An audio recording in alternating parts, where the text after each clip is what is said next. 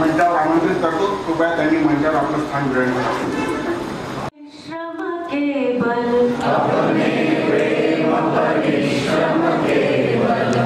भारत में नव सूर्य उगाए,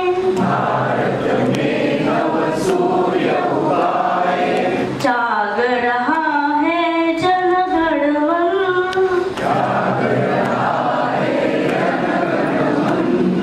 निश्चित होगा परिवर्तन, निश्चित होगा परिवर्तन, निश्चित होगा परिवर्तन, निश्चित होगा परिवर्तन, शुद्ध सनातन परंपरामय, शुद्ध सनातन परंपरामय, प्रेम भरा व्यवहार रहे, प्रेम भरा व्यवहार रहे, ऋषि मुनियों की शिक्षाओं पर, ऋषि मुनियों की शिक्षाओं पर चलने का संस्कार रहे, चलने का संस्कार रहे, रामर पड़ती इस दुनिया में, रामर पड़ती इस दुनिया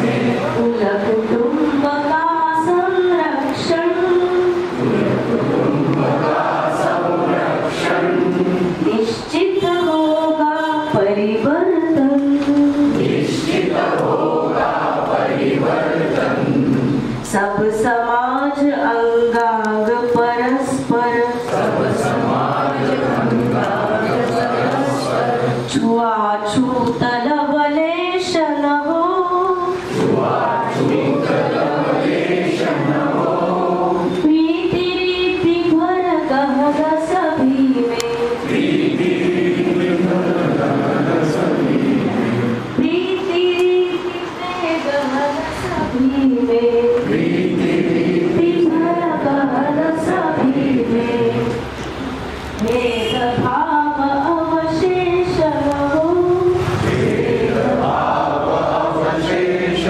हो, बने परस्पर पूरक पोषक, बने परस्पर पूरक पोषक, हृदयों में रसधार सुजन, हृदयों में रसधार सुजन, अभिमो पोषण, पंचतत्व की मंगल महिमा, पंचतत्व की मंगल महिमा, दिव्य धरा के आभूषण, दिव्य धरा के आभूषण, पुरखों के विज्ञान धर्म की, पुरखों के विज्ञान धर्म की, परंपरा का करे वरण, परंपरा का करे वरण, निश्चित होगा परिवर्तन, निश्चित होगा परिवर्तन, स्वाभिमान भर भाव स्वदेशी, स्वाभिमान भर भाव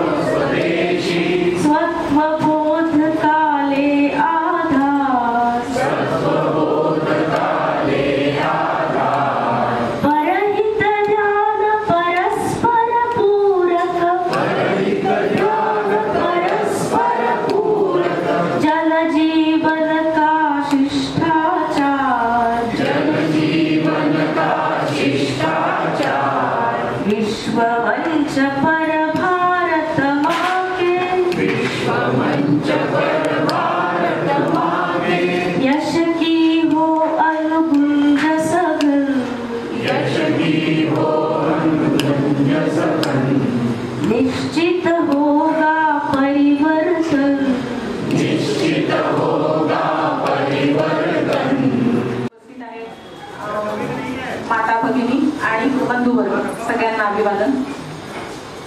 खरं तर दोन्ही गतिविधींचे जे काही विषय आहेत ते खूप छानपणे मांडणारे खूप चांगले वक्ते समोर बसलेले आहेत आणि दोन्ही गतिविधींविषयी बोलायचं आहे. तर खरं तर माझ्यापेक्षा चांगले बोलणारे इथे उपस्थित आहेत, पण तुळशी मातेला आणि परमयोगी श्री विषय सुरू करते. कुटुंब प्रबोधन आणि पर्यावरण संरक्षण. तसं पाहिलं तर दोन्ही वेगवेगळ्या अगदी भिन्न गतिविधी आहेत. एक गतिविधी आहे जी पूर्णतः मनुष्य केंद्रित, मनुष्य आधारित गतिविधी म्हणू शकतो, जी कुटुंब प्रबोधन आहे, ज्यात आपलं जे काही गतिविधी चालते किंवा जे काही कर्म करायचं आहे, कृत्य करायचं आहे, हे मनुष्याशी संबंधित आहे, माणसांशी संबंधित आहे. कुटुंबातले आपले मुलं असतील, आई वडील असतील, पती पत्नी असतील, त्यांच्याशी आपल्याला जो काही करायचा आहे तो व्यवहार करायचा आहे. तिथे मंगल संवाद पाहिजे आहे, तिथे सद्भावना वाढावी या दृष्टीने काही आपल्याला उपक्रम करायचे आहेत. मग आपल्या कुटुंबात सगळं व्यवस्थित सुरू आहे का? मग आपलं कुटुंबातलं जे काही चांगलं जे आहे गुण हे इतर कुटुंबातही गेले पाहिजे, इतर कुटुंबातही तसं वातावरण झालं पाहिजे. या दृष्टीने मग 2 कुटुंब 3 कुटुंब असं विस्तार करत जायचं आहे. पण प्रत्येक वेळेस जे काही आपण काम करतोय ते मनुष्य केंद्रित आहे. आणि याच्या उलट जी पर्यावरण संरक्षण गतिविधी आहे, भलेही ती माणसांनीच करायची आहे, पण या कृती ज्या ठिकाणी ज्यांच्या बाबतीत होते आहे ते अमनुष्य आहे. म्हणजे झाडं आहेत, पशुपक्षी आहेत, पाणी आहे, पाणी स्वच्छता आहे, नदी आहे, वृक्षारोपण आहे, अजैविक जैविक जो काही कचरा आहे त्याची विल्हेवाट कशा पद्धतीने लावतो आहे, अशा पद्धतीने म्हणजे जे काही काम करायचं आहे ते अमनुष्य संदर्भात करायचं आहे. त्याच्यामुळे तसं पाहिलं तर दोन्ही गतिविधीत फार मोठा फरक आहे. कुटुंब प्रबोधनाची गतिविधी आहे ही एकट्याने करून नाही होणार. म्हणजे जर समजा मी माझ्या कुटुंबात एकटी आहे तर मी काय माझ्याशी संवाद करणार किंवा काय. त्यामुळे कुटुंब प्रबोधन गतिविधीत एकपेक्षा अधिक असणं अतिशय आवश्यक संख्या आहे. अर्थात पर्यावरण गतिविधीतही संघटनात्मकरित्याच करायची गतिविधी आहे, पण 5 जण ठरवून काहीतरी करतोय म्हटलं, पण काही कारणास्तव जर समजा 4 जण अनुपस्थित असले, स्वच्छता एखाद्या ठिकाणी करायची ठरवली आहे आणि 5 जण मिळून करायचं ठरवलं, 5 भगिनींनी काही कारणास्तव 4घींचं नाही जमलं, तरी ती जी एकटी आहे ती थोडं बहुत काम पुढे नेऊ शकते आहे. म्हणजे इथे समूहाची गरज तर आहे, पण तितकीशी वेळ निभावून देऊ शकतो जर समूह नाही आहे तर. पण कुटुंब प्रबोधनात तसं होणं नाही आहे. त्याच्यामुळे तसं पाहिलं तर दोन्ही गतिविधी प्रचंड फरक आहे. पण तरीही आपण आज तुळशी विवाह औचित्याने दोन्ही गतिविधींचं एकत्रीकरण करतोय, एकत्र आलोय. याचं कारण असं आहे की या ज्या दोन्ही गतिविधी आहेत, पंचसूत्री कार्यक्रमाचे 5 सूत्रे सांगितले आहेत, त्यातले हे ज्या 2 गतिविधी आहेत, या कुठल्याही प्रकारे म्हणजे स्थिरतेत म्हणा किंवा अस्थिरतेत म्हणा प्रचंड प्रमाणात मनुष्य सगळ्यात पहिला फरक आणतात आहे ते मनुष्याच्या आरोग्यात आणतात. कुटुंबातल्या वातावरणात स्थिरता म्हणा अस्थिरता म्हणा त्याचा मनुष्याच्या मानवाच्या किंवा त्या कुटुंबाशी संबंधित व्यक्तींच्या शारीरिक मानसिक स्वास्थ्यावर प्रत्यक्ष परिणाम होतोय. तीच गत पर्यावरणाची आहे. पर्यावरणात स्थिरता आली आहे, अस्थिरता आली आहे, अचानक काही बदललंय किंवा कालांतराने काही गोष्टी बदलत आहेत, तरी याचा प्रत्यक्ष परिणाम, पहिला परिणाम जर कोणाला सोसावा लागतोय तर तो मनुष्याला शारीरिकरित्या किंवा मानसिकरित्या त्याच्या आरोग्याला सोसावा लागतो आहे. गतिविधी त्या दृष्टीने अतिशय महत्वाच्या, म्हणजे इतर गतिविधी महत्वाच्या असं माझं म्हणणं नाही, पण प्राथमिक रित्या या 2 गतिविधी अतिशय महत्वाच्या आहेत. याचा प्रत्यक्ष परिणाम घडण्याचं कारणही हे आहे की या 2 गतिविधी जी आहेत या आपल्या जीवनाच्या मुळाशी जाणाऱ्या गतिविधी.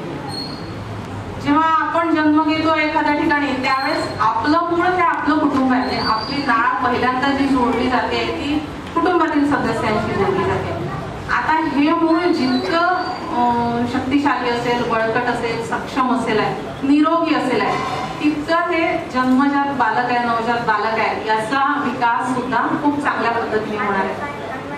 या मुळाला जर समजा मुळातच खूप दुखापत आहे, अस्थिरता आहे, मुळाचंच पोषण बरोबर नाही आहे, म्हणजे थोडक्यात कुटुंबाची स्थिती बरोबर नाही आहे, तर त्याचा परिणाम निश्चितच बालकाच्या पोषणावर होणार आहे. म्हणजे कुटुंब हे आपल्या जीवनाचं मूळ आहे. तसंच पर्यावरण सुद्धा आपल्या जीवनाचं मूळ आहे. आपण असं म्हणतो की यथा पिंडे तथा ब्रह्मांड. जे या शरीरात आहे, हे जे शरीर जे बनलं आहे 5 तत्वांना बनलेलं आहे, आपल्या आताच्या गीतातही आलेलं आहे की 5 तत्व आहेत: पृथ्वी, आप, तेज, वायू, आकाश. म्हणजे पार्थिव तत्व आहे, जलीय तत्व आहे, अग्नी तत्व आहे वायू तत्व आहे आणि आकाशीय तत्व आहे, ज्यांना आपण पंचमहाभूत सुद्धा म्हणतो. या पंचमहाभूतांनी सृष्टी बनलेली आहे. या ठिकाणी हे जे काही सरोवर आहेत, नद्या आहेत, हे जलतत्वाचे प्रतिनिधी आहेत. जमीन आहे ही पृथ्वी तत्वाची किंवा खनिज आहे ही सगळी पृथ्वी तत्वाचे प्रतिनिधी आहेत. त्यानंतर मूळ जितकं आपल्याला माहिती आहे, एखाद्या झाडाचं मूळ जितकं छान असेल आहे, खोल असेल आहे, तितकं झाड झाडाचं पोषण चांगलं होत आहे. आपल्या शरीराचं, आयुर्वेद असं म्हणतं की आपल्या शरीराचं पण एक मूळ आहे. मूळ म्हणजे काय की बेस आहे. जसं माझं शरीर बनलेलं आहे, आयुर्वेद म्हणतं की 3 गोष्टींनी बनलेलं आहे. वात, पित्त, कफ. हे वात, पित्त, कफ सुद्धा म्हणजे मगाशी जे मी म्हटलं की 5 तत्वांपासूनच बनलेले आहेत, त्यांच्याच कॉम्बिनेशननी वात, पित्त, कफ बनलेले आहेत. आणि हे आपल्या शरीराचं मूळ आहे. ह्या वात, पित्त, कफाची गंमत अशी आहे की जे प्रमाण माझ्या शरीरात आहे तेच प्रमाण समोरच्या शरीरात असेल असं नाही आहे. जर समजा वात, पित्त, कफाचा रेशो माझ्या शरीरात 1:2:3 असेल तर तो माझ्यासाठी मूळ आहे. हे माझं मूळ आहे. मी जेव्हा जन्माला आले त्यावेळेस याचं हे संघटन होतं, तेच माझं आयुष्यभरासाठी संघटन राहणार आहे आणि ते माझं मूळ आहे. समोरच्याचा जर हा रेशो 2:3:1 असेल, एखाद्याचा आणखी काही 7:5 जो काही रेशो असेल, जे काही प्रमाण असेल ते त्याच्यासाठी मूळ आहे. आणि त्यानुसार त्याचं शारीरिक जडणघडण, मानसिक जडणघडण होणार आहे. त्याचे विचार कसे राहणार आहे, त्याचा स्वभाव कसा राहणार आहे, त्याचा आहार विहार कसा राहणार आहे.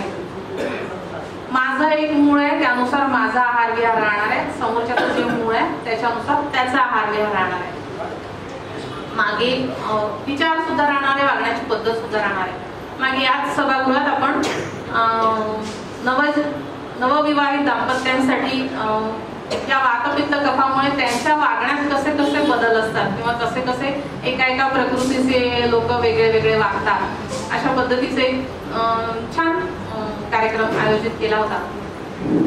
तर तेव्हा त्यांना हे सांगण्यात आलं होतं की हे तुमचं मूळ आहे आणि हे तुम्हाला कायम तुमच्या वागण्यातून, बोलण्यातून, खाण्यापिण्यातून, आजूबाजूच्या परिसरातून, तुमच्या कामातून जपणं आहे. जेव्हा जेव्हा या मुळावर कोणत्या तरी पद्धतीने आघात होतोय, म्हणजेच वातपित्त कफाचा रेशो बदलतो आहे. वातपित्त कफाचं जे माझ्या ठिकाणी साम्यता आहे ती माझ्या दृष्टीने डिस्टर्ब होते, भले ती दुसऱ्याच्या दृष्टीने नसेल तर ती मला घातक होते. म्हणजे आपण म्हणतो की एखाद्या ठिकाणी जर आज आपण जे जेवण करू, एकत्र जमलोय, व्यवस्थित जेवू आणि यथेच्छ छान आस्वाद घेऊ त्या जेवणाचा, पण त्या जेवणामुळे, पोटभर जेवणामुळे एखाद्याला ऍसिडिटी होईल, 50% कोणाला न हो, मी उदाहरणादाखल सांगते. एखाद्याला त्रास होऊ शकतो, बाकी इतरांना नाही होणार. कारण केवळ त्या एका गुणधर्मामुळे त्याच्यातला बॅलन्स बिघडला, इतरांचा नाही बिघडला. किंवा एखादं साधं उदाहरण घेतोय, प्रवास करतोय आपण, एखाद्याला प्रवासाची दगदग सहन होते, एखाद्याला नाही होत, अगदी एकाच वयोगटातले असले तरी सुद्धा. तर हे जे आहे, हा जो आपला मूळ आहे वातपित्त कफाचा, हा सुद्धा असाच बिघडला, बिनसला तर आपल्याला कुठला तरी त्रास होतोय, व्याधी होतोय. खूपदा असं होत आहे की आपण ते मानवत चालतो की हा होतच असतं असं आणि दुर्लक्ष करतो. पण आयुर्वेद असं म्हणतं की स्वस्थस्य स्वास्थ्य रक्षण, आतुरस्य विकार प्रशमनमचं. म्हणजे आतुर म्हणजे आजारी आणि विकार म्हणजे रोग झालेला आहे. आजाराचा रोग दूर करणं जितकं महत्वाचं आहे तितकं स्वस्थस्य स्वास्थ्य रक्षण महत्वाचं आहे. म्हणजे स्वस्थ व्यक्तीने आपल्या स्वास्थ्याचं रक्षण करणं सुद्धा महत्वाचं आहे. म्हणजे हा वातपित्त कफरूपी मूळ आहे, हा बॅलन्स आहे, हा आपल्या शरीरातला सांभाळणं महत्वाचं आहे. आता कसं कळणार की माझी प्रकृती काय किंवा काय बॅलन्स आहे, काय रेशो आहे, मी कशा पद्धतीने वागायला पाहिजे, बोलायला पाहिजे. अर्थात सगळे वैद्य या दृष्टीने मार्गदर्शन करू शकतात.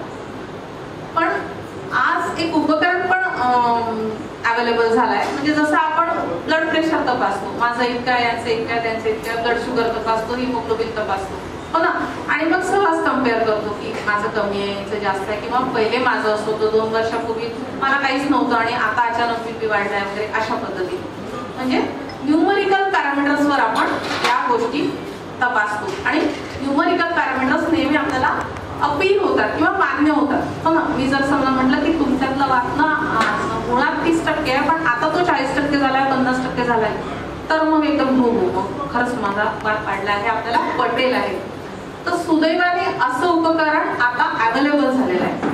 म्हणजे नाडी तरंगिणी नाव आहे त्याचं आणि स्पर्शाने म्हणजे त्या एक छोटंसं उपकरण आहे, त्या जी नाडी तपासली जाते त्याचं डिजिटल अनालिसिस म्हणजे हे सगळं अनालिसिस होत आहे. वात पित्त कफाचे अजून सब पॅरामीटर्स आहेत, त्याचं पण अनालिसिस होत आहे. आणि ते कमी जास्त म्हणजे आपले मानसिक विचारांची तीव्रता किती आहे, आपलं एखाद्या गोष्टीप्रती ताण घेण्याची तीव्रता किती आहे, टेंडन्सी किती आहे, हे सुद्धा त्याच्यात अनालिसिस होत आहे. तर हे यंत्र चैतन्य आयुर्वेद अँड वेलनेस हे संघाच्या पाठिंब्यानेच पुनश्च सुरू झालेलं.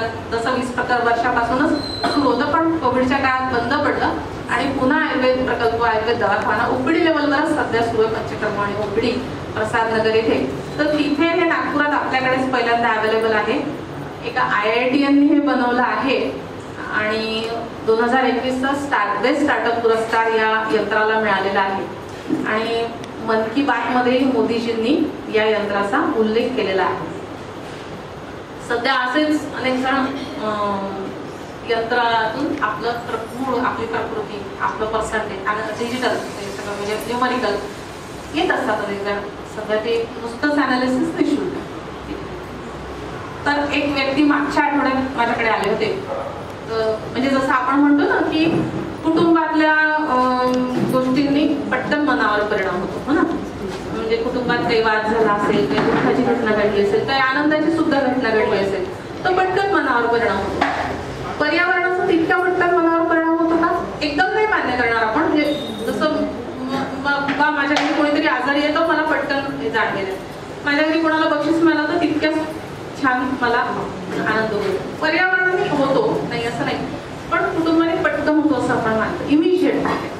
मागच्या आठवड्यात माझ्याकडे एक व्यक्ती आले आणि खूप म्हणजे मला वाटते जवळपास 70च्या आसपास ते चांगल्या ठिकाणून सेवानिवृत्त झाले होते. आणि प्रथम दर्शनी पाहता खूपच हेल्दी दिसत होता. आपण म्हणत होते की मला काहीच त्रास नाही आहे म्हणे, मी एकदम हेल्दी आहे म्हणे. म्हणजे 70त पण त्यांचे केस इतके घनदाट होते, पांढरे जरूर झाले होते पण काहीच नाही घनदाट होते. दात सुद्धा एकदम छान होते, म्हणजे काहीच दातांमधला प्रॉब्लेम नव्हता. एकंदरीत शरीरयष्टी छान होती. म्हणजे मला सुद्धा त्यांना बघून छान वाटलं की अरे वा किती छान आहे, त्यांची तब्येत किती छान आहे.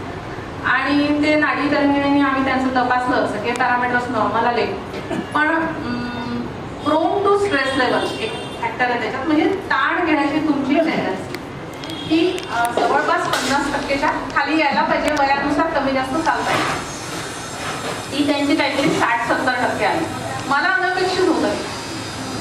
म्हटलं पण तुमची प्रोन टू स्ट्रेस लेवल 70% आली. होऊ शकतं ही आजची स्थिती असेल, म्हणजे मी असं नाही म्हणू शकत की ही काही तुमची दीर्घ हे आहे, काही सवय आहे किंवा काही घरात काही समस्या आहे. होऊ शकतं आजचं पण गोष्ट असेल. माझं डोकं गेलं की हे आता सांगतील की हो हो घरात असं आहे, कसं आहे, बायकोला बनवून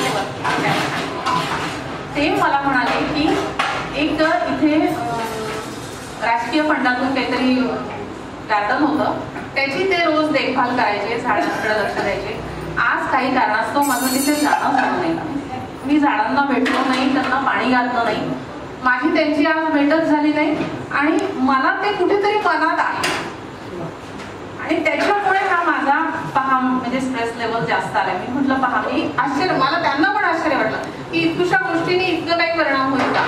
आणि यंत्र ते डिटेक्ट करायला हा भाग त्या IITN ज्याने ते इन्व्हेंट केलं त्याचा आहे.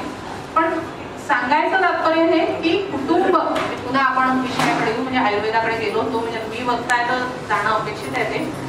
पण पुन्हा आपण घेऊ की कुटुंब, प्रबोधन किंवा पर्यावरण या दोन्ही गतिविधींचा इतका पटकन, इतका सटल परिणाम शारीरिक आणि मानसिक स्वास्थ्यावर होतोय.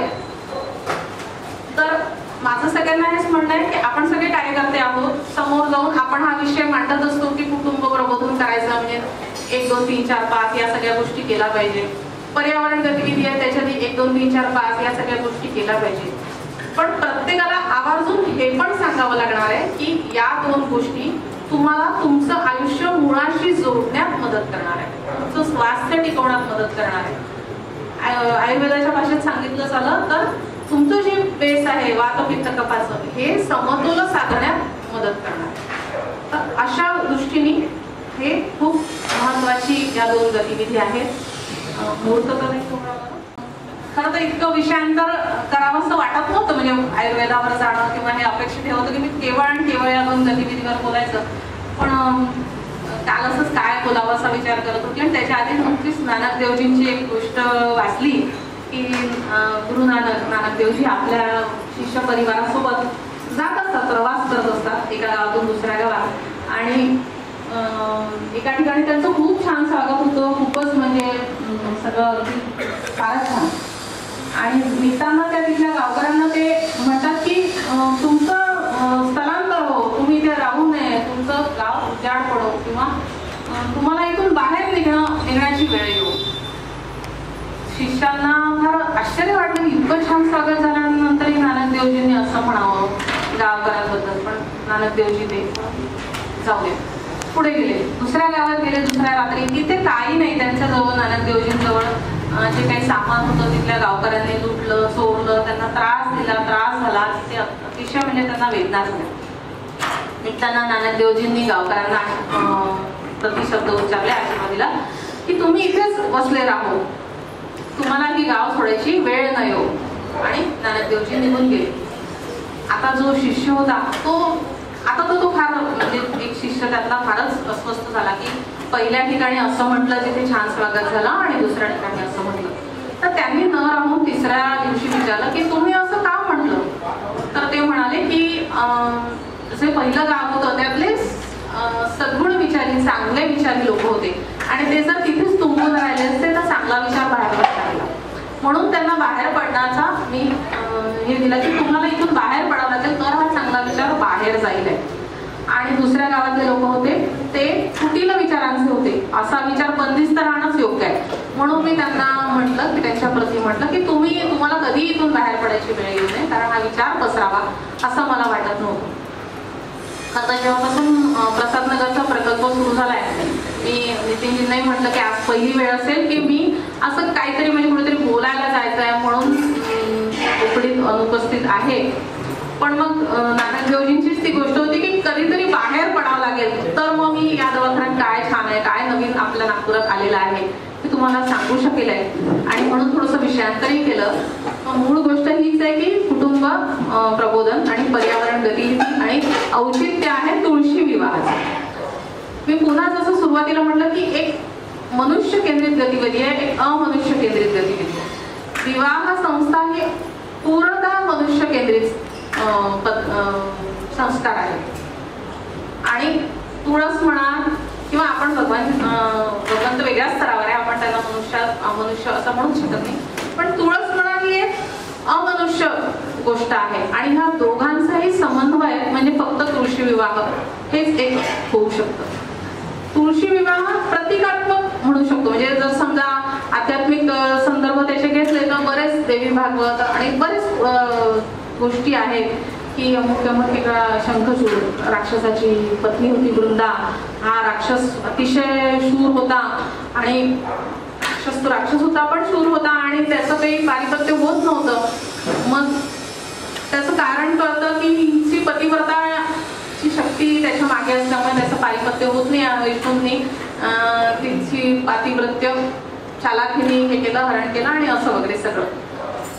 पण शेवटी तुळशीला पूजलं जातं किंवा तिचे विष्णू प्रसन्न होतात आणि नंतर तिचा स्वीकार करतात किंवा काय तिला तेवढंच प्रिय मानतात लक्ष्मी इतकंच. तर केवळ पातिव्रत्यामुळे. तर कुटुंब प्रबोधनातही हा म्हणजे विवाह संस्था थोडीशी आता म्हणजे नवीन पिढी पुढे असं आहे की करावं नाही करावं व्हॉटेवर. आणि पातिव्रत्य तर अजून म्हणजे दोन्ही साईडने म्हणते मी, केवळ महिलांच्या बाजूने. हा तो थोडासा दुसरा विषय झाला. पण अशा ज्या गोष्टी जर घडत राहतात, कुटुंबात घडत राहतात, समाजात घडत राहतात, एकत्ररित्या घडत राहतात, तर ह्या नेहमी अधोरेखित होतात की हो याच्यात काही आनंद आहे, विवाहात हा सोहळा आहे. हे थोड्यात का फार का होईना ही जो संस्कार आहे हा तसाच्या तसा एस्टॅब्लिश राहण्यात मदत होते अशा सगळ्या गोष्टींमुळे. हे त्याच्यातलं भावार्थ आहे.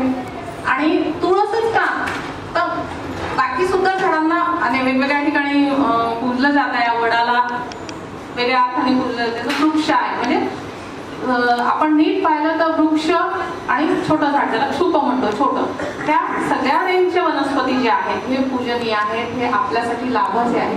प्रतिकात्मकरित्या तुळशीचा म्हणजे आयुर्वेददृष्ट्या विचार केला तर प्रतिकात्मकरित्या तुळशीचा कदाचित चयन झालं असावं. कारण 12 महिने ताजीतवानी असते. सगळीकडे भारतात सापडते. अगदी हिमालयातील 2000 मीटर उंचीपर्यंत सापडते आणि कुठल्याही वातावरणात टिकू शकते. पुन्हा कुठल्याही पूर्वी असं होतं की आता तरी प्रिझर्वेटिव्ह वापरले जातात आयुर्वेद औषध निर्मिती. पूर्वी असं होतं की औषधं टिकवण्यासाठी तुळशीचा काढा वापरला जायचा. त्यात औषध तयार केलं जायचं जेणेकरून त्याची पोटेन्सी वीर्यता टिकून राहायची आणि औषध सुद्धा टिकून राहायचं. तुळस अशी गोष्ट आहे की जी वेगवेगळ्या फॉर्म मध्ये पण वापरली जाते. म्हणजे जसं तुम्ही रस काढू शकता, सोथा करू शकता, ऑइल एक्स्ट्रॅक्ट करू शकता, त्याची ड्राय करून पावडर वापरू शकता. फार काही झाडे असे आहेत की ज्यांचे व्हेरियस फॉर्म मध्ये ते वापरले जाऊ शकतात. त्यात एक तुळस आहे. म्हणून मे बी त्या झाडाला इतकं अनन्यसाधारण महत्व प्राप्त झालेलं आहे. अनेक झाडांपैकी तुळस म्हणजे तुळस हे असं झाड आहे जे मी मगाशी म्हटलं वातपित्त करते तिन्ही दोषांवर काम करणारी वनस्पती आहे. बरेच वनस्पती केवळ वातावर काम करतात, केवळ पित्तावर किंवा 2 ठिकाणी काम करतात, पण तुळस ही तिन्ही दोषांवर काम करणारी आहे आणि घरोघरी सहज अनेकांना ती सहजतेने वापरली जाणारी आहे. खूप आश्चर्याची गोष्ट आहे बघा की आपण जेव्हा जेव्हा आपल्या प्राचीन संस्कृती आणि असा तसा विचार करतो, मोठे मोठे विश्वविद्यालय होते, तिथे मोठ्या मोठ्या विषयांचे अभ्यास केले जात होते, आर्किटेक्चर खूप भारताचं प्रगत होतं, असं तसं खूप मोठी मोठी हॉस्पिटल्स होती किंवा खूप मोठे मोठे दवाखाने होते कोणाचे ऋषीमुनींचे, असा उल्लेख नाही. ऋषींचं नाव आहे, जगात खूप निष्णात वैद्य होते, सुश्रुत खूप निष्णात वैद्य होते, पण नालंदाचं जसं वर्णन आहे भव्य दिव्य, तक्षशिलाचं जसं वर्णन आहे भव्य दिव्य, तसं चरकांचं खूप मोठं हॉस्पिटल होतं असा उल्लेख नाही आहे. कारण की त्यावेळेस आरोग्य हे घरातल्या लोकांच्या हातात होतं. आता त्याच्यासाठी बाहेर जावं लागतंय. त्याचं पण कारण हेच आहे की कुटुंब प्रबोधन आणि पर्यावरण या गतिविधी म्हणजे या ठिकाणी तडा जाते आणि म्हणून आरोग्य आमच्या सारख्यांच्या हातात आलेलं आहे. आता इतरांचं परवे असं होतं की सर्वसामान्य घरातलेच व्यक्ती बरंचसं हे करून घ्यायचे, निस्तरून घ्यायचे, तरच पडली तर मग गावात 1 ते 2च वैद्य असायचे. खूप म्हणजे आता तर एका गल्लीत 4-5 असावे असं आहे चित्र. तर खरं तर हे मी माझ्या म्हणजे इतर माझे काही कोणी बांधव असतील तर मला माहितीच असते तू आपल्या पोटावर पाय काय करते आहे. पण सांगण्याची गोष्ट हीच आहे पुन्हा जवळ येतोय की हा जो योग जोडून आलो आहे कुटुंब प्रबोधन आणि पर्यावरण गतिविधी आणि औचित्य कृषी विवाहाचं, तर खरं तर ह्या दोन्ही गतिविधी एकत्रच जाणाऱ्या गतिविधी, या दोन्ही गतिविधी एकमेकांना पूरक आहे आणि एकामुळे दुसरी आणि दुसऱ्यामुळे एक नेहमी त्यावर परिणामकारक ठरणार आहे. एवढं बोलते आणि आता आपण विवाह सोहळ्यात आपला सहभागी करू. असं यजमान आजच्या पूजेचे आणि विवाहाचे श्री दीपकजी कुलकर्णी आणि उज्ज्वलाताई कुलकर्णी यांना पूजेकरता आमंत्रित करतो. त्याचप्रमाणे आपले गुरुजी तयार आहेत, त्यामध्ये आपली पूजा वगैरे असते तोपर्यंत आपण थोडासा पद्मनाभाय नमः, दामोदराय नमः, संकर्षणाय नमः, वासुदेवाय नमः, प्रद्युम्नाय नमः, निरुद्धाय नमः, पुरुषोत्तमाय नमः, अधोक्षजाय नमः, नारसिंहाय नमः, अच्युताय नमः, जनार्दनाय नमः, उपेंद्राय नमः, हरये नमः, श्री कृष्ण परमात्मने नमः. पळीमरी पाणी धरायचं. प्रणवस्य परब्रह्मर्षी परमात्मा देवता देवी गायत्री छंदः प्राणायामे विनियोगः. पाणी सोडून द्यायचं, प्राणायाम करायचा. नमो भगवते वासुदेवाय इत्यात्मनः प्रणवं कृत्वा भूः ओं भ्वां स्वाहां महां जनां तपां सत्यं मनसा गायत्री ध्यात्वा आपो ज्योतिरसमृतं ब्रह्म भूर्भुवः स्वरों सत्वर्ण. पाणी सोडून द्यायचं. हस्तं प्रक्षाल्य निर्विघ्न वस्तू नमस्कार करायचा. कुलदेवतेचं, गणपतीचं, सद्गुरूंचं स्मरण करायचं. देवो शांतिरंतरिक्षको शांतिः, पृथिवी शांतिरापः शांतिरोक वनस्पतयः शान्तिः वनस्पतयः शान्तिर्विश्वे देवाः शान्तिर्ब्रह्म शान्तिः सर्वगुण शान्तिः शान्तिरेव शान्तिः सामा शान्तिरेधि जतो यतः समीहसे ततो नो अभयं कुरु शन्नः कुर्प्रजाभ्यो भयन्नः पशुभ्यः शान्तिर्भवतु सर्वारिष्टशान्तिर्भवतु उत्तरे कर्मण्यर्विघ्नमस्तु उत्तरोत्तराभिवृद्धिरस्तु निर्विघ्नमस्तु सुमुखश्च गदन्तश्च कपिलो गदकर्णकः लम्बोदरश्च विकटो विघ्ननाशो गणाधिपः धूम्रकेतुर्गणाध्यक्षो भालचन्द्रो गजाननः द्वादशैतानि नामानि पठे पुण्यार्पि विद्यारम्भे विवाहे च प्रवेशे निर्गमेत्था संग्रामे संकटे च शुचिवर्णं चतुर्भुजं प्रसन्नवदनं ध्यायेत् सर्वविघ्नोपशान्तयेत् अभीप्सितार्थसिद्ध्यर्थं पूजितो यत्सुरासुरैः सर्वविघ्नहरस्तस्मै गणाधिपतये नमः सर्वमङ्गलमाङ्गल्ये शिवे सर्वार्थसारिके शरण्ये त्र्यम्बके गौरी नारायणी नमोऽस्तुते सर्वेभ्यो नमः सर्वेभ्यो देवेभ्यो नमो नमः सर्वेभ्यो ब्राह्मणेभ्यो नमो नमः विष्णुर्विष्णुर्विष्णुः श्रीमद्भगवतो महापुरुषस्य विष्णुराज्ञा प्रवर्तमानस्य ब्रह्मणोदिते प्रारब्धे श्रीजवेदवानाः कल्पे वैवस्वतमन्त्रे अष्टाविंशतितमे कलियुगे कलिप्रथमचरणे भरतवर्षे भरतखण्डे कम्बुद्वीपे दण्डकारण्यदेशे पुण्यत्रयोदयाविये कर्कशरे वर्तमाने देवराजगुणो शेषेषु ग्रहेषु यथायतं राजस्थानाशेषोत्सवर्तमानो म्हणायचं एवं गुण विशेषण विशिष्टायां विष्णुपुण्यत्व आपलं पुत्रोत्पन्नः नामः यजमानः अहं म्हणायचं तुलसी विवाह अहं तत्रालोदेवदाचित्यर्थं महागणपति स्मरण पूजनं च करिष्ये अक्षरनित्य गणपतिस्य सुपरिला अक्षरवाहिकी महागणादित्ये महाध्यानादि आवाहनादि अक्षरान् समर्पयामि सौभाग्यद्रव्यं समर्पयामि पूजार्थे कालोद्भवाणि पुष्पाणि समर्पयामि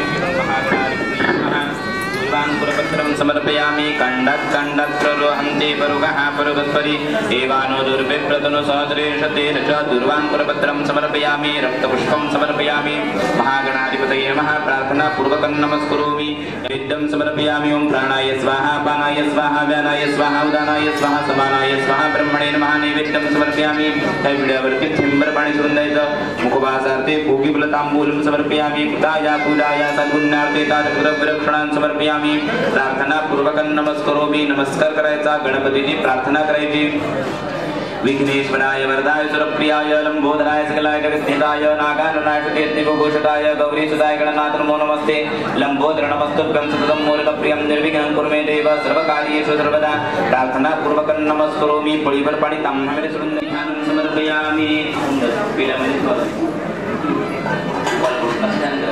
आसमिन्दसे विष्णोर्गत्परमं पदं मां ॐ हिरण्यवर्णाभरणीं सुवर्णरजतदां चन्द्राभरणमीलं श्रीनाथवेदमावः कामावहराजवेदो लक्ष्मीमृगामिनी विद्याभरणं विन्देयङ्गामठं पुरुषाणां अश्वपूर्वामृतमध्यामस्य नादप्रबोधिनीनां रूपन्नशमैशेषेनायधीमे तन्नो लक्ष्मी प्रचोदयात् श्रीर्वर्च स्वमायुष्यमारोग्यमापदाच्छोभमानं महीयते धान्यं धनं पशुम्भो पुत्रलाभम्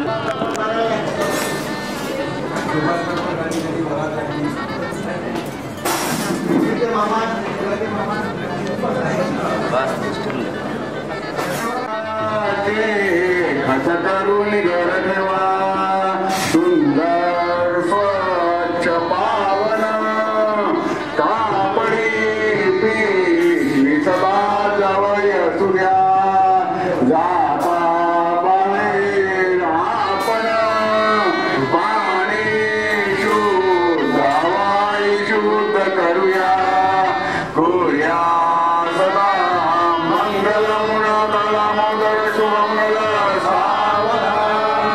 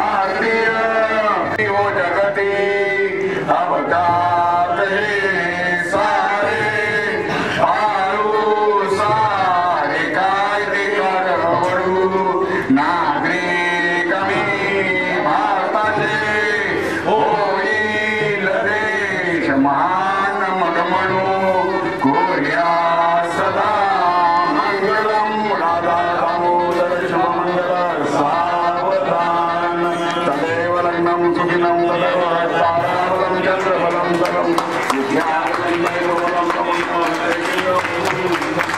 स्वातंत्र्य सावधान वनारी सावधान दामोदर शुभमंगल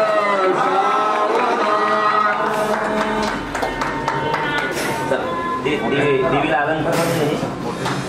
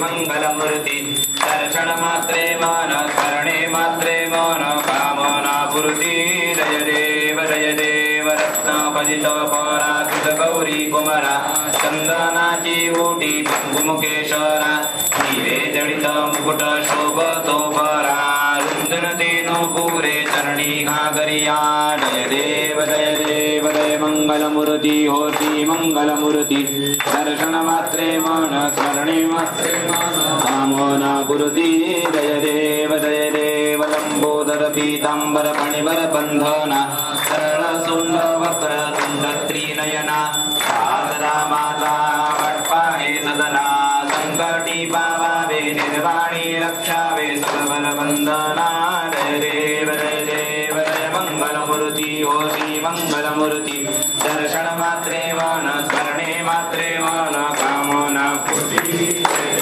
जय देव विशेष महिमा तुझा शुभ कार्तिक मासी जय देवी जय माये तुळसी निजपत्रा होनी लघुतर त्रिगुण हे तुळसी जय देव अच्युत माधव केशव पीतांबरधारी तुझे पूजन काली दोहारी उच्चारी त्याशी देशी संतरी संपत्ती सुखकारी गोसावी सुत विनवी मजला दुधकारी जय देवी जय माये तुळसी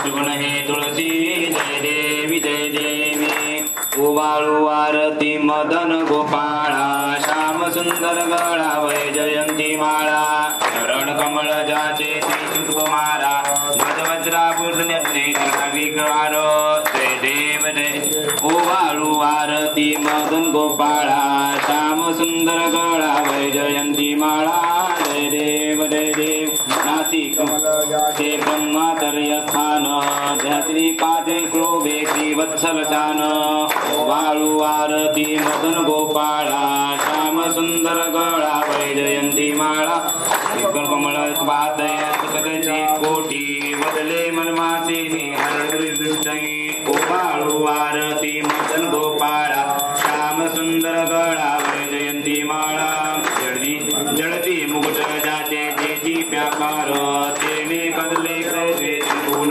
कान वाळू आरती मदन गोपाळा श्याम सुंदर जयंती माळा जय देव ओवाळा माझा सद्गुरु राया माझा सावळ्या राणा पाताही तत्वंचा जो दिला बिला दादा निराकार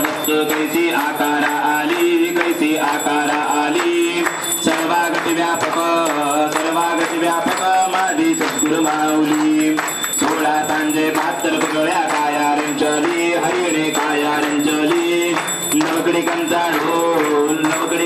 ढोल आत्मूर्ती बैसविली सप्तै सागरांचा वेडा केसा घातला तुका म्हणे बाप माझा प्रेमाळू आला अंड ओवाळा माझ्या माझ्या सावळा राणा त्याचाही तत्वंचा ज्योतीला विला जाना कापूरलावा मंगलारार्तिक्यं समर्पयामि सदा वसन्तं हृदयारविन्दे भवं भवामि चैतन्यमामि मन्दारमालां कटकालका कपालमालाङ्कितशेखराय दिव्यम्बराय च दिगम्बराय नमः शिवाय कर्पूरनीराञ्जनदीपं समर्पयामि. फळीवर पाणी घालायचं इथे. जलेन शीतलीकरणं देवताभिवन्दनं पश्चातात्मवन्दनं हस्तं प्रक्षाल्य आरतीभूती पाणी फिरवायचं. देवाला आरती द्या. ओम यज्ञेन यज्ञमेदं तदेवास्तानि धर्माणि प्रथमान्यासन्न देहनाकं महिमान सजन्ते यत्र पूर्वे साध्याः सन्ति देवाः. ओम राजाधिराजाय प्रसय्यसागिने नमो वयं वै श्रवणाय कुर्महे समे कामान् कामकामाय विषं कामेश्वरो वै श्रवणो दधातु कुबेराय वै श्रवणाय महाराजाय नमः. पर्यात् ईशात् सार्वभौमः सार्वयुषान्तरः परार्धात् पृथिव्ये समुद्रपर्यन्ताय एकराडिति तरप्येष श्लोको विहितो मरुतः परिवेष्टारो मरुतस्यावसङ्ग्रहे आविक्षितस्य कामप्रेर्विश्वे देवाः सभासदैति. ॐ एकदन्ताय विद्महे वक्रतुण्डाय धीमहि तन्नो दण्डिः प्रचोदयात्. ॐ महालक्ष्मी च विद्महे विष्णुपत्न्यै च धीमहि तन्नो लक्ष्मीः प्रचोदयात्. ॐ कात्यायनाय विद्महे कन्याकुमारी च धीमहि तन्नो दुर्गः प्रचोदयात्. ॐ नारायणाय विद्महे वासुदेवाय धीमहि तन्नो विष्णुः प्रचोदयात्. ॐ सच्चिदानन्दाय विद्महे पूर्णबोधाय धीमहि तन्नः सद्गुरुः प्रचोदयात्. मन्त्रपुष्पाञ्जलिं समर्पयामि नमस्करोमि. गोपाल कृष्ण भगवान की जय. भारत माता की जय.